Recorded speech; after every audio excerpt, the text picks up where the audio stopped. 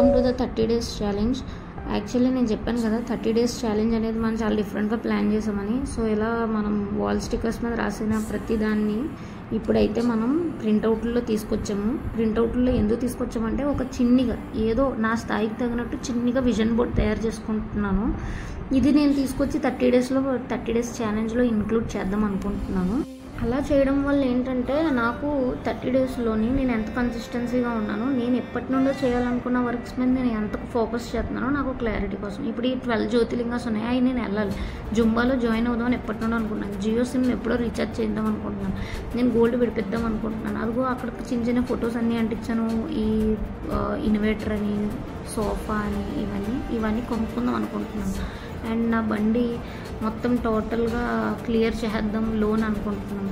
So ఇలాంటి చిన్న చిన్న ఏదైనా సరే నాకు పెద్ద విషయమే కదా. సో నేను ఏం చేశానంటే అవన్నీ తీసుకొచ్చి ఇందులో ఇంక్లూడ్ చేసుకున్నాను. ఇలా నా రూమ్ అంతా డెకరేట్ చేసుకున్నాను. అంటే నా దగ్గర విజన్ బోర్డు పెట్టుకునేంత కాకపోయినా ఎంతో కొంత నేను చేద్దామని చెప్పేసి ఇట్లా ప్లాన్ చేశాను. ఇది ఎంతవరకు సక్సెస్ అవుతుందో నాకు తెలియదు. ఇందులో నేను ఫెయిల్ కూడా అవ్వదు.